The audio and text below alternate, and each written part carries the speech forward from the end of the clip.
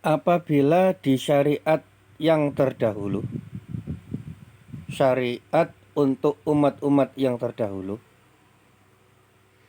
ada perihal yang thayyib, ada perihal yang baik namun diharamkan sebagai bentuk hukuman. Namun tidak demikian dalam Islam.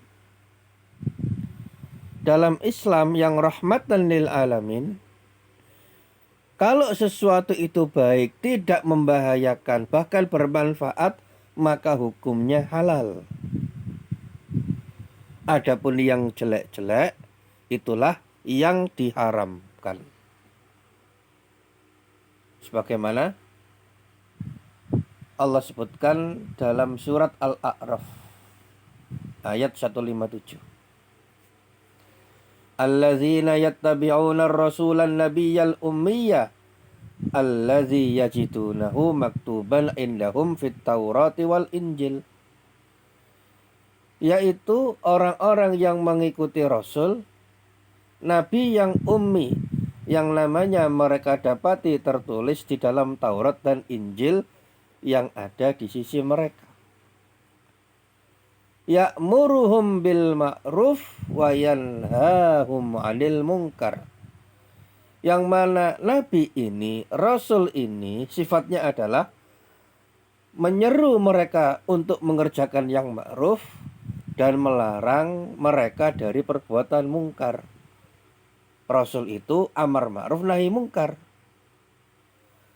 Dan sifat selanjutnya wa yuhillu lahumut thayyibat wa yuharrimu alaihimul khaba'is. Dan Nabi tersebut, Rasul tersebut alaihi salatu wassalam, menghalalkan bagi mereka segala yang baik-baik dan mengharamkan bagi mereka segala yang buruk-buruk. Maka kalau suatu makanan itu dinyatakan halal dalam Islam, maka makanan itu baik. Makanan tersebut thayyib.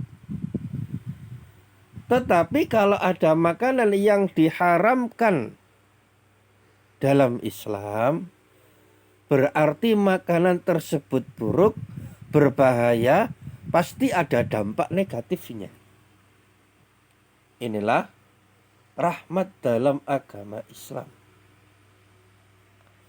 Oleh karena itu, kita diperintahkan oleh Allah Subhanahu wa taala untuk memakan yang baik-baik. Karena yang baik-baik itu pasti halal, yang halal itu pasti baik.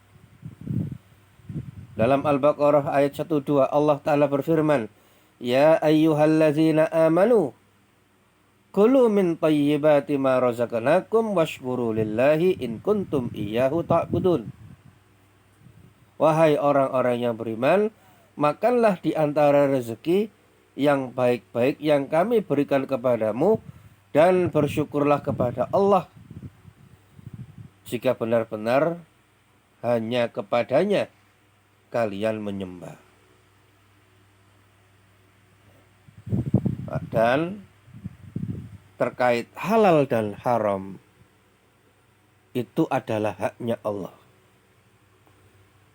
Seperti ketika pada umat terdahulu,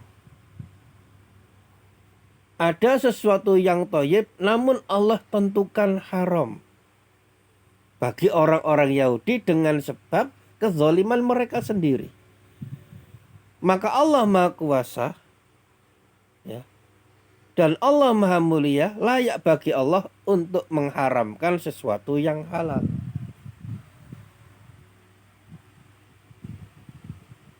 Dan menjadikan sesuatu halal atau haram itu hanyalah haknya Allah yang Maha Mulia. Oleh karena itu, kita tidak boleh merubah-rubah hukum halal haram, tidak boleh. Tetapi halal dan haram harus dikembalikan kepada dalil-dalil yang syar'i. Dalam surat An-Nahl ayat 116, Allah Ta'ala berfirman, Wala taqulu lima tasifu al-sinatukumul kadzib hadza halalun wa hadza haramun litaftaru 'ala Allahil kadzib innal ladzina yaftaruna 'ala Allahil kadzib la yuflihun.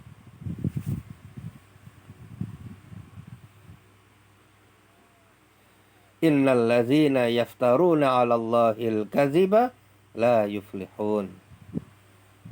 Dan janganlah kamu mengatakan terhadap apa yang disebut-sebut oleh lidahmu secara dusta, ini halal dan ini haram, untuk mengada-adakan kebohongan terhadap Allah. Sesungguhnya orang-orang yang mengada-adakan kebohongan terhadap Allah, maka mereka itu tiadalah beruntung. Maka sebagai orang yang beriman, tentang halal dan haram kita kembalikan kepada dalil. Namun syariat ini, syariat Islam ini, kalau menghalalkan sesuatu maka itu pasti thayyib. Dan kalau syariat ini mengharamkan sesuatu, pasti sesuatu itu buruk. Pasti khabis, pasti buruk.